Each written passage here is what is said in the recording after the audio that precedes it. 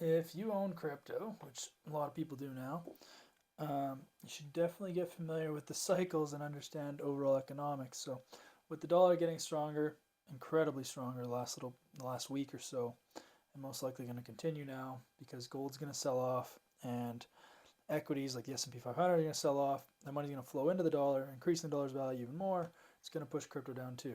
So, and even crypto will sell off, and that turns into the dollar value as well. So, um, Ethereum is more than likely going to go up, continue a little bit more here to about 4460, and then sell down to 4087. So, pretty confident in that move. It hasn't made, you can see all these highs here.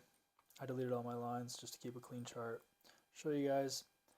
Um, but yeah, it's most likely going to head down, and that goes with that's Bitcoin. That's all of them. They're going to start cycling down. Not a ton, especially the main ones: Bitcoin, Ethereum, Ripple. But they're going to go down, and for how long I don't know yet. We'll see. It's got to there's a lot of prices in between. There's a lot of imbalances in price here that's got to get filled.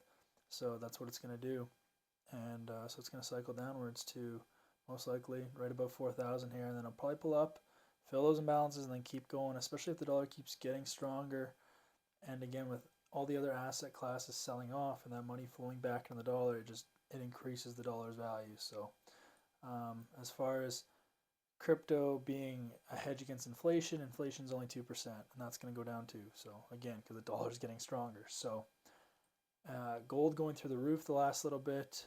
That's probably the end of that. I feel bad for retail that bought it at the all-time high, but as soon as the news starts talking about it, that's when you should get out. Well, usually a little bit before then, but definitely by then too. It's the same with crypto. Once everyone's talking about it, you should probably be out. And then, not forever, but just get out, take your money, and then put it back in at a better price later, and then pull it out and make money. So, trading is the way. I would never buy and hold anything with the idea of just hoping and praying it keeps going up because I know there's a lot of, and I like crypto. I like trading it. It's very volatile. It's very liquid.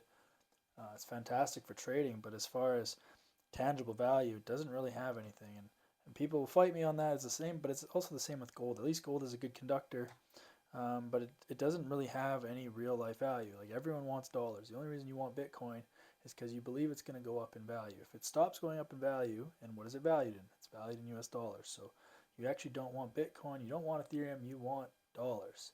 So the only reason you want these cryptocurrencies, these assets essentially, which are just liabilities if they don't continue to keep going up, or if you borrow money and leverage money to buy them, which is another problem, it's gonna turn out really bad for you. So I would buy it when it's on sale, and I would sell it when it's expensive. And I would just keep doing that each direction it goes. So if you want to learn more about trading cryptocurrency, just trading in general, you can join my private group. It's free, but it won't always be.